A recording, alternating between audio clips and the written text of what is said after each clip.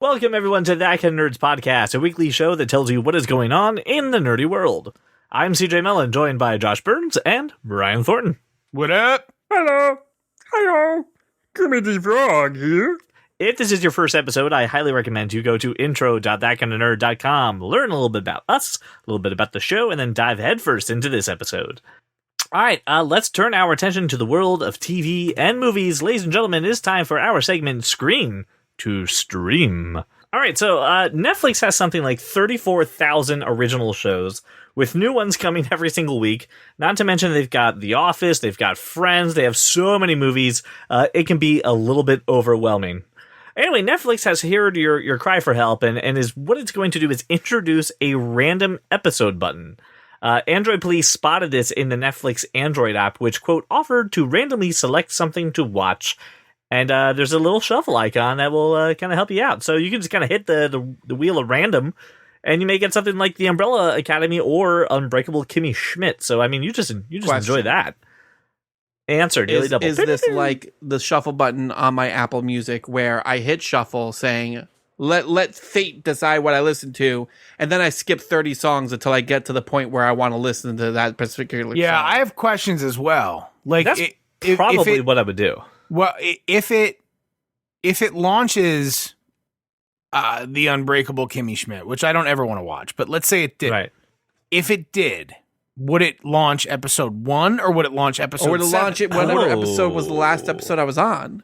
My problem is if you want to jump headfirst in the middle of a series. That's right. If you're gonna rant, like I often, and when I say often, I mean last night and earlier today. Start a movie, stop it, start something else, stop that, switch to Netflix, go, I don't want to do this at all. Oh my God, what's it like inside your brain? It's a little nuts. I want to go on a tour like Willy Wonka style. so like if I like this is up my alley as long as it doesn't put me at season 3, episode 2 of something. Well, Josh, this is then not going to be your alley because Can I filter it? Can I make this about documentaries, comedy specials, movies? I don't know. Listen, this was kind of just listed with just some people digging around. The icon is going to, right now it's set to, quote, popular random episodes. So it'll play a popular episode of a TV show without having to scroll through and pick which one to watch. No. But from what I do see, it is you just go ahead and you can just keep going until you find something you want. Because that means if the mass public watched the 3rd episode of Stranger Things the most, it's going to do you remember? that. This is basically channel surfing. This is basically you just going flip. But channel surfing isn't like channel surfing is like I expect to see episode 30 of season 72 of Law and Order. You know what I mean? Like that. Or just randomly finding Shawshank Redemption. Like, yes. Right. Or Forrest Gump. Right. So if this were that, if this were shows that I've already watched, that's different. And that's totally like, if I could filter this somehow, more importantly, if this would be like, you know what, fucker? You're going to like Unbreakable Kimmy Schmidt. Here it is, season 1, episode 1, watch. I would go, oh, well, this is what fate has chosen for me, and I should watch it. And I will until my brain tells me do something else. Which will be about 7 minutes in. But not if it's season 3, episode 2. Agreed. It should, if it's going to be picking up shows that you've never seen, it should be dropping you off at the beginning. Season 1, episode 1. If it's a show you've never seen, I would be okay with a random episode of The Office. If it's a show I'm in the middle of watching. So look, there's got to be somebody at Netflix smart enough to write a script for this. If I am, much like Josh, if I'm in like episode 3 of Chilling Adventures of Sabrina, but I'm on episode 4 of Love, Death, and Robots, and episode 7 of Daredevil, and episode 18 of Unbreakable Kimmy Schmidt, it should know that and pick it up from where I left off. This cannot be so complicated that someone smart can't fix it. Well, listen, we don't know, right? It's right now only for select Android users, right? And then when it's introduced... Oh, well then why the hell are we talking about this? Wait a fucking minute. Wait, hold on. But it's going to be introduced to a wider audience, but right now it's dug around through Android Police. Like I said, they found it in the Android What app. nutsack decided it was cool to just give this to Android users? Well, because we all know that they're already struggling through life, and they will enjoy watching episode 4, season 7 of some popular show that they've never seen before. Going, I like watching shows to the middle of it. Is that they test all the dog shit out there? Yeah, absolutely. And then we'll tweak it and fix right. it. You get the plebs to test it on Android, right? For the more sophisticated people. Right. And then once it's polished, then you bring it over to iOS, right? Yeah, then you bring it over to the Apple TV. Smart move, CJ. Absolutely. Maybe it's on the Roku next. I mean, if you're living your life with a Roku. I don't live in a nursing home, so I'm not really sure how Rokus work. Oh, wow. All right. This next topic, I understand the words. I understand that these are individual words, but in this order, I am still just utterly confused. There is a John Travolta movie that's being directed by Fred Durst, and it's a thriller called The Frantic. I have questions. Fred Durst, director? Been directing for a little bit now. He's done other things. Wasn't it The Education of Charlie Banks? Well, he did it, but it was all for the nookie. Oh, yeah. He also did it his way or the highway. He did. That's right. Wow. And he broke stuff while he was doing it. He has directed movies before. Movies that you might. I just said I thought it was The Education of Charlie Banks. IMDb him. Is that like Agent Cody Banks? Is that the same Cody Banks that was Frankie Muniz, the kid spy? Charlie Banks. It's not Cody Banks. And don't you dare sully Frankie Muniz's name. Oh, come on. Really? Really? Do you know the guy? The guy suffered a stroke and doesn't even know. The Education of Charlie Banks was a film starring Eisenberg, right? Or narrated by Eisenberg, right? That's the only one I can think of off the top of my head. I just know he's done it before. Yeah, it was directed by Fred Durst. And so you have Jesse Eisenberg, Jason Ritter.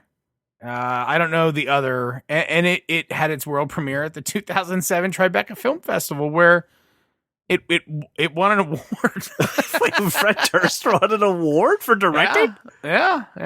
I find it quite offensive that you can't get through that sentence without laughing. Brian, I mean,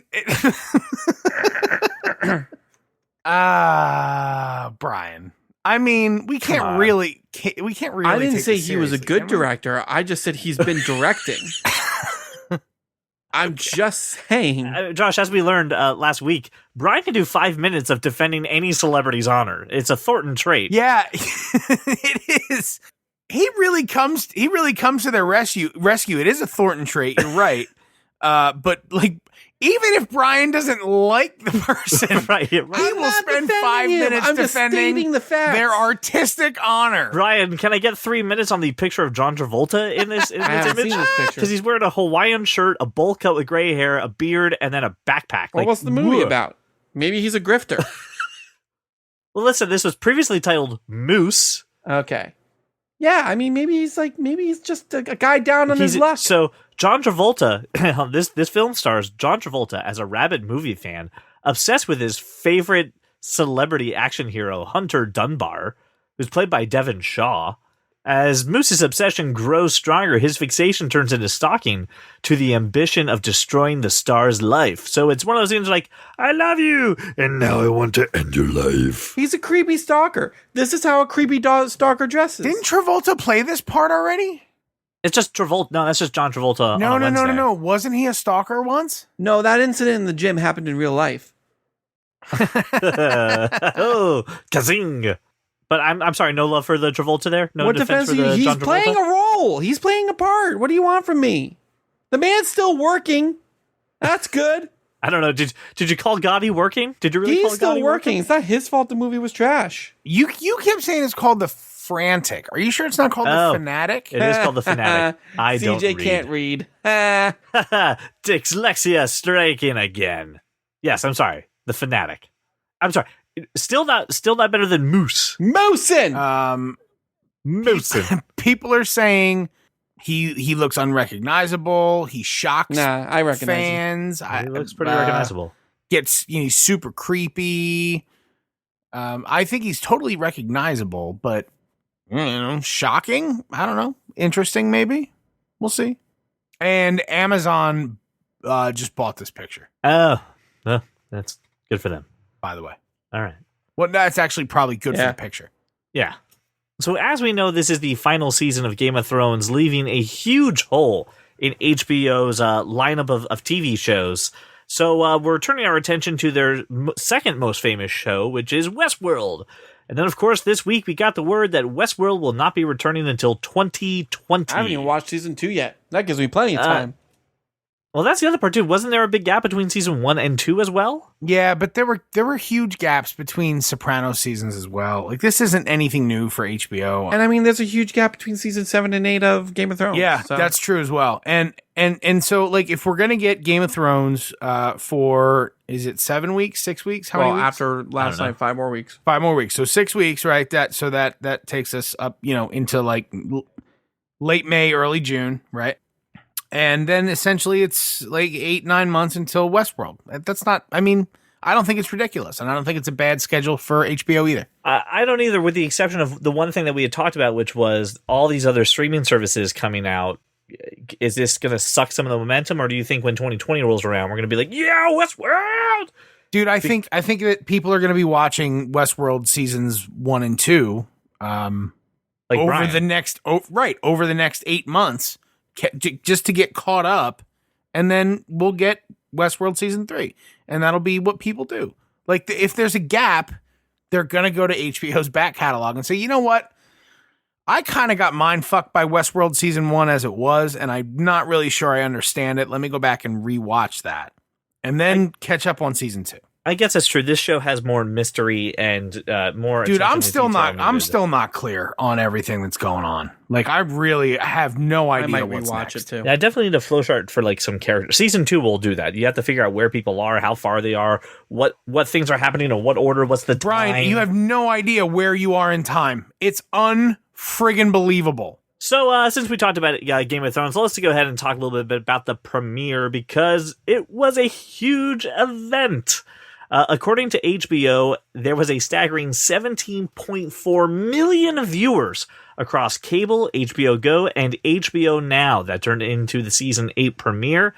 Just to put that in context, the show directly after Game of Thrones, Barry, the show Barry, had 2.2 million viewers, which, believe it or not, was the best night it's ever had. That's because people just left their TVs on. Right, they're just like, oh, cool, well, let's go talk about it in the next room. Why don't we, with a beer? And that's then Barry's just playing on the background? Yeah, absolutely. This was crazy. This was HBO's largest night for a premiere in history. Many things that, things are going well. My question is this, because I know we've had problems with this last year when we were actually covering Game of Thrones every week. I know we've had times where HBO Go or HBO Now has been a little unreliable. Did you guys have any experiences or any issues with watching the premiere episode? No, I was... I have HBO. Not at all. I was ahead. I watched it on the channel when it aired. Oh. I was on HBO Now. I was ahead of HBO subscribers. Yeah, I was on HBO Go. Same thing, because it dropped literally at 9, and you could fast forward through the behind the scenes and the stay tuned shit. And I was like, yeah, I was like a couple minutes ahead. So Brian, I would recommend using one of the streaming platforms, because you can. How about no? I have the channel. Do you plan on spoiling something for me 34 seconds before it happens? You accidentally go on the internet at all? Who the fuck is on the internet while watching Game of Thrones? You're not really watching Game of Thrones then. You're on the internet. That's a true statement. I get annoyed if Laura is doing something on her phone when there's a new episode of something on, because I am nowhere near my phone. Like, it's face down, do not disturb, don't fuck with me. I'm watching something new. I'm trying to soak it in. Like, I won't have processed everything, and I won't know how I feel about everything. Even I missed Bran saying something about an old friend arriving. Oh, you missed that scene? I missed it. No, I missed him saying, I missed it completely. I don't know what I was doing. I don't know if I sneezed, but Laura was like, oh yeah, you didn't hear that? I'm like, no, but that makes way more sense now. I need to be paying attention when I wonder, why the fuck is Bran just not, why don't they build a ramp? Did you see the GoFundMe for the ramp? Bro, he's so creepy. He's so weird. So creepy. He's so weird. I don't want to spoil too much of the episode. So okay, all right. So I'll stop. Everybody should watch the Game of Jones. No, I'm good. Yeah, I can pass with that. It's really fun. I don't believe you. I saw the video of the. I didn't watch it. I saw that it existed. The Muppets also Sesame having. Street. Oh, that Sesame was Street. great. Sesame Brian, Street. did you put that in the group chat? No, I think CJ did. No, that would be me. That came from A-Rod Chambers, actually. Did it So really? I put it through. Yeah, A-Rod Chambers gave us that.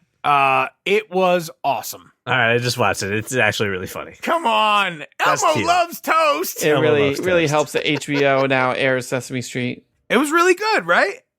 It was. Thank you, A-Rod Chambers, for sending that to us. That is actually pretty funny. All right, I want to talk a little bit about some Disney Plus news that we've gotten. Monsters, Inc., obviously, hugely popular movie. They're actually bringing the original voice cast back for a Disney Plus series. So John Goodman, Briley Crystal, Steve Buscemi.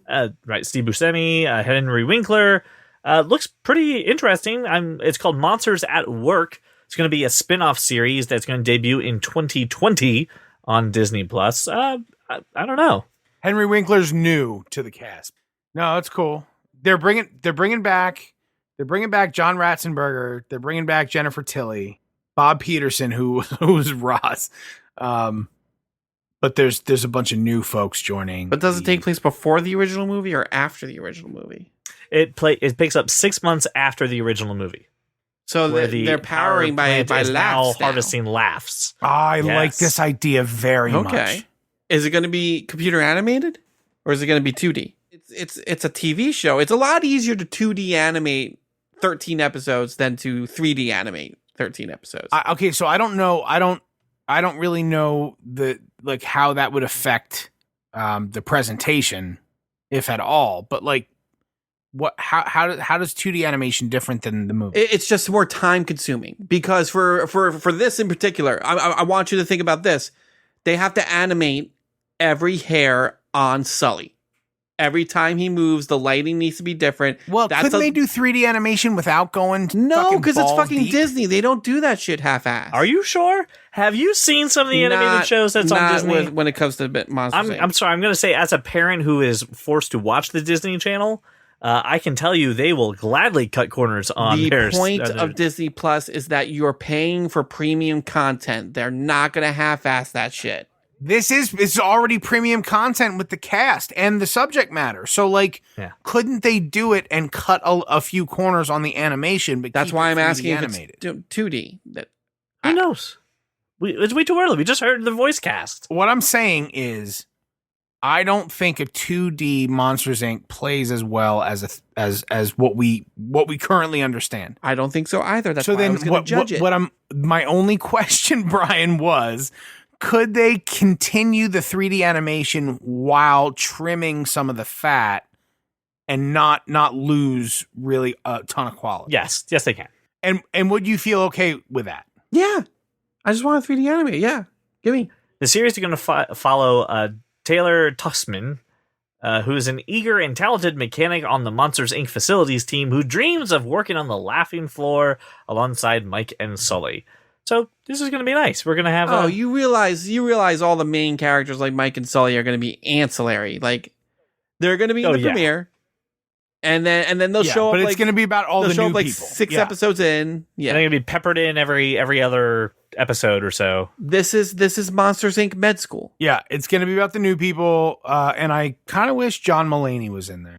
But I wish John Mulaney was in everything. I do. I wish John Mulaney was in absolutely everything. I wish John Mulaney would just do more voices. He's got That's such what a I'm saying. distinctive Everything voice. animated. I wish John Mulaney was in everything animated. I agree. All right, so now that we're talking about something that we're excited for, let me give you all my nopes when we say we have officially gotten a trailer for Child's Play. Or the second trailer for Child's Play. I don't know what number trailer this is for 2. Child's Play, the movie, but fuck off, But it actually gives you like the story, unlike the first trailer. You actually see Chucky, unlike the first trailer. Okay.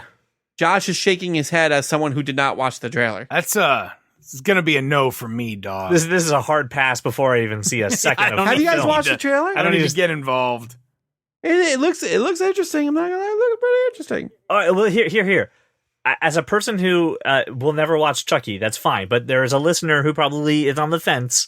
Sell it. Why should they watch the trailer? Why should they pull over their car, Brian, and watch the trailer? I shouldn't have to sell it. the trailer sells it itself. That is the job of a trailer, is to sell the movie. I'm just saying, listen, I'm not the biggest Child's Play fan. Not the biggest Chucky fan. I've never been a huge slasher movie guy. This intrigues me. I think it's interesting how they're updating it with the AI and the smart doll, and he looks fucking creepy. Did that work for you? It works in the trailer. I don't know if it'll work in a 2-hour movie, but it works in this trailer. Yeah, it works for 90 seconds. That's enough. That's all they need to get my ass in the seats. That's all they need. Are you seeing this movie? Possibly. It's an A-list thing. I might see it if I have time. Yeah, this is a no for me. This is if I'm bored on a Tuesday night. Now, this is like, what was it? The Bad Santa 2 or whatever it hard is? passing? Oh, yeah. I'm hard passing on this one. Dude, I got through maybe 45, 50 minutes of it. Oh, see, I really enjoyed it. And then I went, oh my God, this is horrifying. I shut it off, and I'm still freaked out about it. No. I really enjoyed the It remake. This is by the same producers, which means really absolutely nothing. That's why I brought it up. But yeah, I mean, hey, I've been getting more and more into horror recently. I'll give it a shot.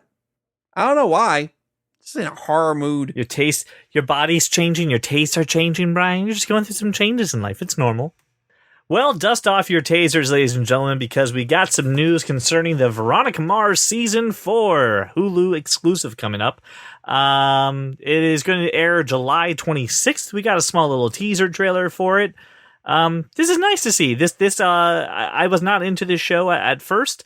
Brian made a gentleman's agreement that he hasn't followed through on for me to watch the entire series, including the movie, to which I did. And so you July enjoyed it. 26th You're on welcome. Hulu is going to be Veronica Mars. Yes, I did enjoy it. Have you enjoyed your Capaldi yet? No, eat a bag of dicks. Okay. Fuck Capaldi. I gave Capaldi 8 episodes. That wasn't the agreement, but that's fine. I'm well aware what the agreement was. I will watch it. Okay.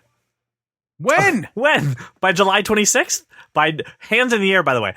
Listener, you can't tell, but Brian just put his hands up in the air with the frustrated, I don't know, what you gonna do? Kind of thing. Not giving you a freaking time limit. You never put a time limit on this deal. It's a recorded format. You never put a time on this deal. The deal was just that I would do it, and I will do it. That's such bullshit. I don't know. I legit don't know. Not this week or next week. I'll tell you that much. When does this come out? July 26th. And Veronica Mars is on what Hulu. What streaming service? It should be on Hulu now. All of Veronica Mars is on Hulu? It's not on any streaming service, Josh. I know that. I had to find it in a different method in order to watch it all. And then the movie is on HBO. So you can watch the movie if you haven't seen the movie yet. It was the crowdsourced movie. I enjoyed it. It was fun. It was fun. It was fun. The show's really good. I'm sad I put it off for so many years, but I really enjoyed it. It would be nicer if other things came with it, but okay, yeah. Whatever. I'll take my battles. I'll just take my victory. The fact I enjoyed Veronica Mars and I got some good TV out of it. Ladies and gentlemen, let us now turn our attention to the world of comics. See how it's affecting TV and movies, but more importantly, how is it affecting Brian? Ladies and gentlemen, it's time for Cape Talk. Cape Talk. Listen, I don't know how else to say this besides this. Spider-Man Far From Home is moving its release date up by like 2 days. Well, 3, really. I mean, July 5th to the 2nd. Yes. And is this an assumption that everybody has the week off? Like, I don't get it. I think they just want to pick up that 4th of July. It's the assumption that people will have 4th of July. They're going to have it either way, but why jump on a Tuesday? Because people have 4th of July off. Not like the 5th of July. They're back at work if the 5th. Yeah, but doesn't a July 5th release mean 7 o'clock on the 4th? Yeah, but like average Joe Schmo who are not us go, I'm not going to go see it that night. I have work in the morning. No, they're going to fireworks or something like that. Right. I haven't gone to fireworks in a long time. Fireworks are lame. I know, right? I'm always seeing movies. I never go to fireworks. I don't know. It could be just to juice the numbers, right? To say, look how big our opening weekend was. Everyone's like, your opening weekend's a fucking lie. It's like opening week. Like, what do you? Yeah, it'll be a 5-day. Do you really think they need to juice those numbers? Come on. It's just so Sony can go, ha ha. See, We know how to handle our properties, even though you're helping us along, Dude, Marvel. Everybody's seeing this movie. Like, And nobody's saying it's a Sony. Nobody's walking out of that theater being like, I'm real glad Sony got their head out of their ass. Everybody thinks it's a Marvel movie. Absolutely.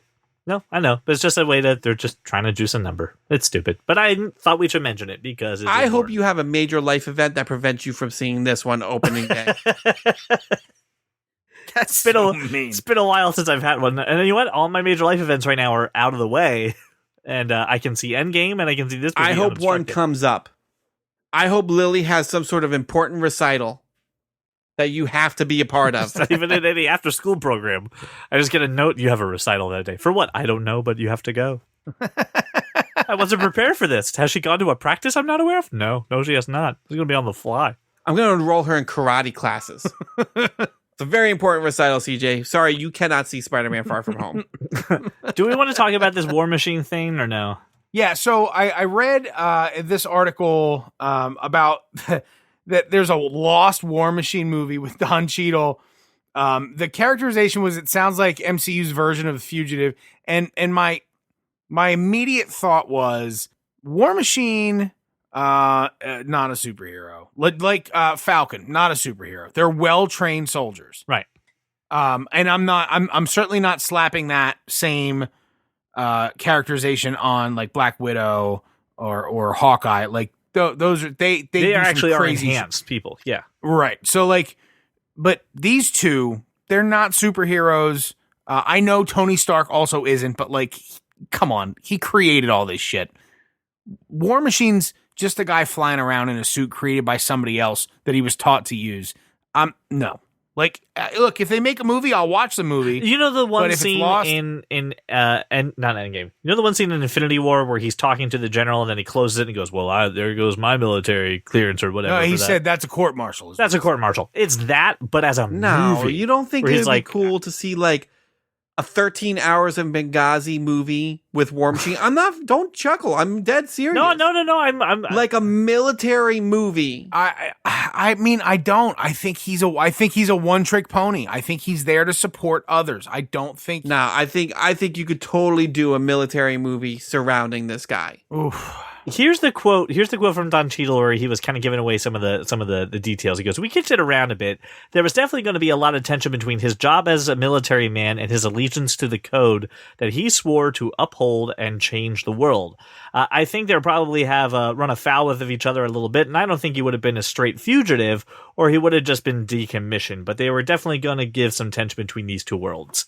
It's just like he gets an order and he's like, "I don't really want to do that," and it's kind of like a rehash of like what we kind of saw in the Sokovia Accord stuff. So not really like The Fugitive, because The Fugitive was about I didn't cut my wife. I don't care, right? What? Give me a lawman gone rogue. It'd be more like any Ethan Hunt thing. It'd be more like any citizen. Not law-abiding citizen. No, like but a Bourne? maybe like a Bourne, right? A soldier gone rogue. Here's a job thing. to do an assassination. I don't want like Haywire. It'd be like Haywire. Okay, that's right. I don't think I've ever seen that movie. Decent. Like a disavowed agent who now is trying to fight her way back, and I don't see any other way that Don Cheadle could do that type of thing. And as a matter of fact, it's like that. It's the same fucking thing as the Wesley Snipes movie. It wasn't The Fugitive. It was U.S. Marshals. U.S. Marshals. The spinoff. Yeah. So I would. Okay. So I will give you U.S. Marshals. I will not give you The Fugitive. Writer of this article, I'm addressing you. I also don't think this movie would have been interesting. He would have had to been out of the suit for a long time for this to be like anywhere to scale. Because if anyone else tried to attack War Machine and he has a suit with a fucking minigun mounted on the shoulder, you don't stand a chance. Like, I don't know how interesting this movie could have been. You had to have been Iron Man 3 at most of the time where he's not even in the armor. No, dude, here's what you do. You have Brian Thornton, script supervisor. Go. You have some sort of like organization get like designs or schematics of Justin Hammer's stuff from Iron Man 2 and use that to pull off, stuff in like these intense war zones. And then Iron Man's fucked off somewhere he can't help, and it's just War Machine versus a rogue agency with these type of armors, not as advanced as Iron Man. And you do it like Lone Survivor, 13 Hours style, with him and like a rogue group of people that he's trying to get out. You make it Rambo, but with War Machine. I should work for Hollywood. No. Now, what's happening right now is that you're describing yet another Tommy Lee Jones movie, and now I'm going to have to watch it because what movie is that? You've transitioned from The Fugitive and U.S. Marshals to The Hunted with Benicio which is del also Toro. really good. It is really good, and now I'm going to have to watch it. That's not on me. Anyway, wouldn't you watch The Hunted with War Machine? Isn't that a decent concept? No, because Don Cheadle is not a skilled. He's not an Army Ranger. He's not a skilled trained assassin. You don't have to. He is a lieutenant. He's a lieutenant colonel, this right? To a specific storyline. I'm telling you, you just take the bones of that and make it fit for War Machine. He's not on his own. He's not all that dangerous. He is with a fucking machine gun on his shoulder. He's vulnerable, dude. He is vulnerable. That's been proven time and again. Which will make it even more interesting. Dude, he got almost murdered. He got paralyzed by Falcon, like inadvertently, because my vision. I understand that, but it was because of the chase with Falcon, and his reflexes aren't good enough to dodge a blast, a head blast, whatever that thing is that Vision calls his stone shooting. Yeah, firing out a beam. But okay. But like that's the thing, the Mind Stone. Thank you. But like that's the thing. He couldn't. He's not even like dexterous enough to roll out of the way, and now he's fucking paralyzed. No, I don't want to see a movie with him as the lead. Yeah, we don't want people who have disabilities. I think this could have been interesting. I think you could do a really solid movie out of this. Well, listen, there's Disney Plus, and there's probably a show that would be made there. God knows Don Cheadle's not doing Black Monday anymore, so he'll take the job. Oh, that show was terrible. Yeah, I've heard nothing but bad things. I watched 3 episodes. It was barely watchable. All right, ladies and gentlemen, it is my favorite hobby to go around the internet, find the weird, find the obscure, and then I ask these two gentlemen for their tech perspective. This one, I am so surprised that it took this long for me to find a website that does this. And Josh, I feel this is right up your alley. Oh, it is. To Find is a website that really? I thought we were going to get through. Nope.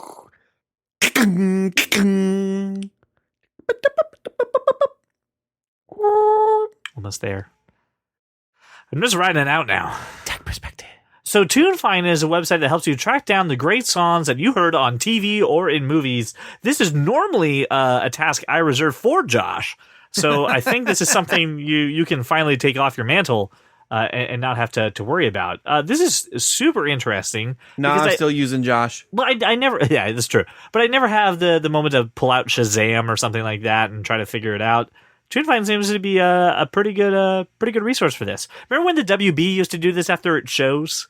This week's episodes included music from The Fray. It wasn't just the WB. It was like everything in the early 2000s. It's just like, this week's episode of Buffy the Vampire Slayer featured music by Crazy Dummy Heads. But Josh, as a person who does get a good music selection out of TV and movies, how do you feel about this website? How do you feel about the quality of the shows on there?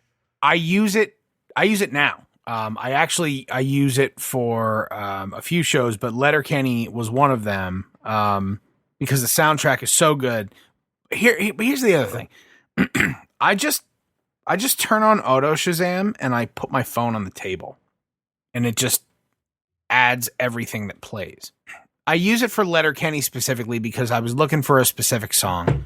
What I don't like is that I don't like the way the website is laid out. Like if you go to season 1, every episode has its own, like, oh, there are 7 songs in season 1 episode. It doesn't just give you the whole season. Oh, okay. Gotcha. You have to click on individual episodes. And it's just that part of it is a bit too much work, in my opinion. So if the site was laid out better, I'd use it more frequently rather than just launching an episode and auto Shazamming something. So maybe it would be you get the whole season and it would tell you what episode it was from? Like if it was just a drop down with each episode having its own subcategory. You know what I mean? Like it would just if you could just click through, it would be much easier. If it were just less clicks is really my problem. What I do like about the website, though, is it does give you a variety of streaming services to listen on. So you got Amazon, Apple Music, Spotify, and YouTube. does tell you the name of the song, the artist, and stuff like that. And it is cool. Right. It gives you a preview of the song. And there's a link. It'll show you which services it's available on, which is cool. And if you click one of those, it'll link directly to your account, which is also cool. I like all of those things. I just don't like that it's so many clicks. That's all. Brian, what about you? I know you're not a big fan of tracking down music all the time. I don't think this would work for me because I'm never watching the show and going, ooh, I like that song. But what I do is I watch a show and then 4 days later go, what was that song? It went like this. It was on this episode. And then I text Josh and I go, Josh, what was the song in the Flash episode 2 weeks ago? And then he gives it to me. And that's a true story. That legitimately happened. That was the song where Yes. she got killed by Yes. Savitar. That was just that was murderous on my emotions. That 1, 2, 3 song. Oh my God, CJ. What a good recall, Thank Brian. you. Very good. No, I think this is great because I have gotten a good many songs and a few new artists in my playlist due to movies and TV shows. So I think this is a pretty cool service. I do agree with your now assessment of the website, Josh. Now you've ruined it for me. How dare you? Because now I'm just sitting there going, that would be way more efficient. Does this work for movie trailers? Because that's where I struggle. And I also use Josh for that. Josh is the one who got me the song for the Black Panther trailer. Both of them, because there was 2. It was 2 songs. There's Yeah. 2 songs put together. I go, Josh, help. He sends music. I go, yay. And I go about my day. Right, this is just one less thing that Josh And doesn't then I have to do have anymore. one more rap song in my playlist that when it comes on, my fiance could look at me and go, what movie trailer is this from? Because I don't ever listen to rap music. That's hilarious. She looks clearly this is from the trailer. This is not from Brian's. Legitimately asks me that every rap song that comes on. Because she knows I don't listen to rap unless I heard 30 seconds of it in a trailer. And Brian's like Men in Black International. Sorry. and she knows in my brainscape, I'm imagining the Black Panther trailer whilst listening to the song. All right, so go ahead and check out tunefind.com if this is something that you're interested with, because you don't have a Josh Burns in your life, listener. I'm sure you don't. I'm sure Josh would willingly help you, but you don't have a Josh Burns. You can't own one. You can't buy it. No, I can't be bought in. Can't be bought in. Your friendship could be bought in, though, right? No. We should open up that service to our Patreon members, Josh. My friendship? Your friendship just for the music aspect. Oh my God. Just for that. I was going to say, otherwise they're going to be sorely disappointed from all the abuse they have to take being my friend. You get 3 credits a month for, Josh, what song was that? You get 3 credits for, or, hey, Josh, I want to find some new music. And then he's like, all right, listen to this on this will help you. Yeah, I mean, that's fine. We can open Patreon up to that. 3 credits a month. I think that's a credits. solid $2. This is a $2 a month service. I think that's fair. 3 enough. credits. 3 credits, three songs. Oh, I'm so sorry. You actually already asked me 3 songs yesterday. It's another $2, please. But I just need to ask you 1 song. I know, but you have to buy 3. Did you just turn me into a Camgirl? Is that what just That's happened? exactly what it is. Your in-app purchases on every app that I play now. Ding, thank you. Ding, thank you.